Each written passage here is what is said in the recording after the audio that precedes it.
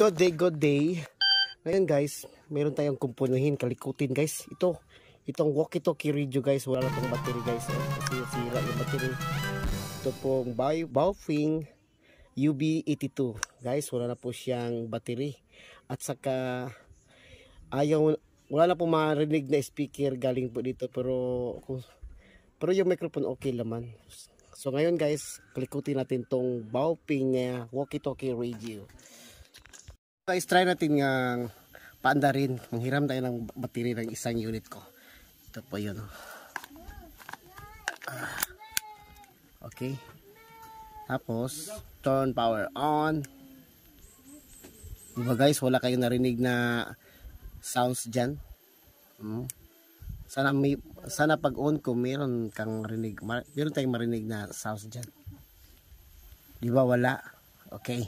So guys, yan ang ating kalikutin at kumpunuhin ngayon. Paano po ibalik yung sounds niya po, yung audio niya. So, yan guys. So yan guys, i-disassemble na natin to para makita na po natin sa loob. At ma-repair na natin yung problema po sa audio niya.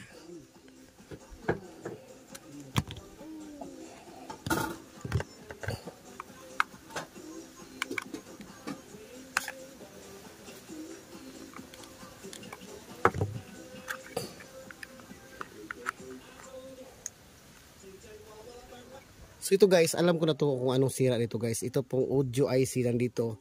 Kailangan palitan yan. So sa ngayon wala po akong ma-orderan ng ganyang kalaki o kaliit. Kaya bumili ako ng ganyang numero pero yung big version na pisa. Yes guys, palitan natin yan. Sana naman hindi magkasya lang lahat dito kasi malaki-laki yung pisa na bili ko guys. So ito yung guys, ito yung piyesa na nabili ko kanina guys, no. IC yan guys, audio IC guys. Ginamit to sa mga AM radio, FM radio sa audio. Pero maliit to na klase. At yung dito po, yan naka-design dyan, maliit yan. I-compare po dito, maliki. Pero wala tayong magawa. Para lang gumana tong audio na to, hanapan natin ng paraan para malagay natin dyan mismo sa circuit. Okay. So guys, itong highs na to guys, kailangan itong matanggal dyan sa board para maikabitan natin yung bago o mga wire lang ang ating patakbuhin dito. Kasi sa tingin ko hindi to kasya na pisa to. Kasi medyo malaki siya, no. Maano sa case, So siguro sa likod na lang ilagay. Basta ang importante magamit at gumana ang audio nito. So guys, tanggalin lang natin yung IC na yan.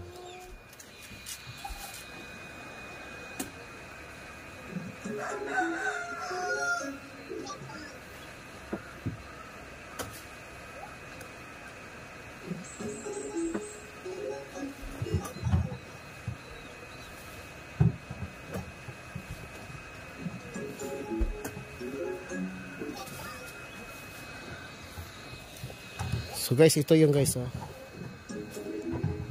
Okay guys, ito yung guys, Yan, hindi na masyado makita sa camera guys, no. Kasi hindi autofocus para makita sa camera. Yan, yan ang maliit na audio IC, sira yan. Kaya palitan natin ng malaki na version kasi walang binta. Wala kaming nakita nito na maliit na version na nasa tindahan.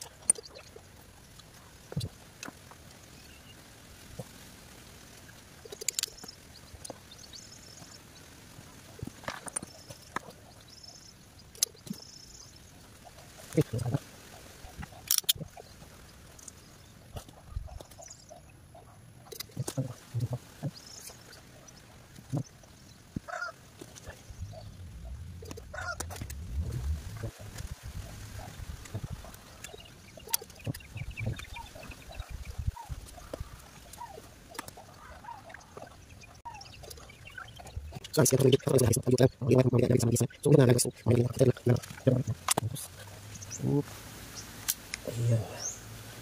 So ito na magkaalaman guys kung okay ba itong ginagawa natin. So yan, power natin.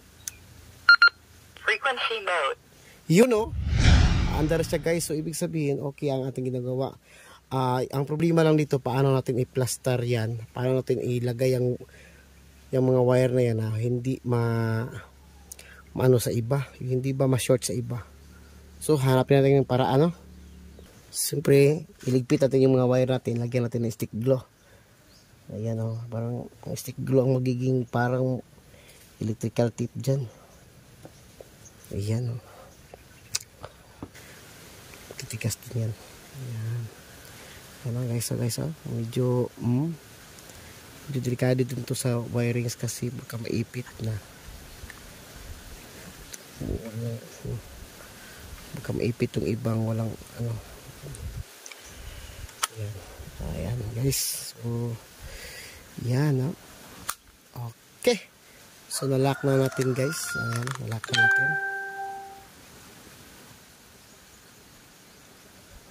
So dahil wala tong battery guys, so naisipan kong bumili na lang ng ganitong mga battery guys, no? China made na battery, 4.2 volts, dalawang binili ko para magiging 8 volts siya, something ganon. Kasi yung radio natin ay nangangailangan ng 7.4 volts na para magiging power niya. So guys, ito ang ilagay natin dito. Hindi tayo bibili ng ibang battery or original battery sa radyo na to.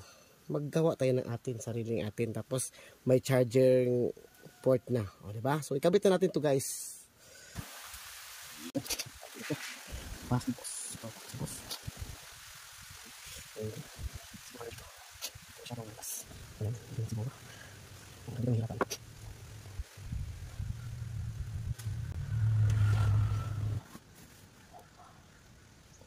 Okay.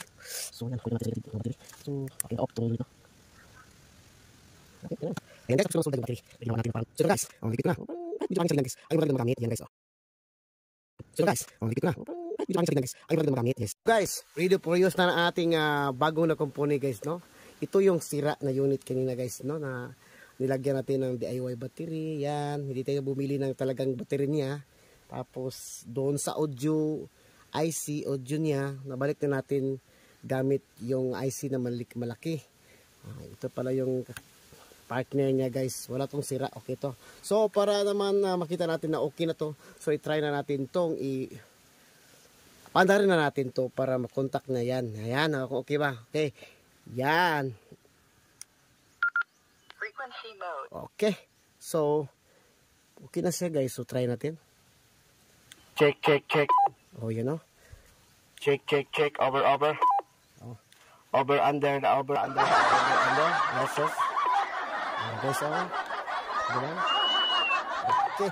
So, okay na siya guys. Magamit na ulit. Yan, salamat po sa pagtingin natin video guys, no? Sira. Yan, siya ang dalawa. Sabay ko itong binili noong guys. So, una lang nasira ito. So, ito yung kinukumpuni natin guys, no? O, diba? Nag-charge din siya guys. Hindi nga lang siya nakapatong. Yung standard talaga niya charger guys. Nakapatong na upuan guys, no? Tapos ito, wala nang upuan. Saksak na lang sa likod. Tapos yung battery, kita-kita. Whereas na battery yung original, ang linis, no? Dito, wala na. Marami lang wire makikita. Pero, uy, magamit yan. So guys, yun guys. Yung agapan pa, magamit pa yun.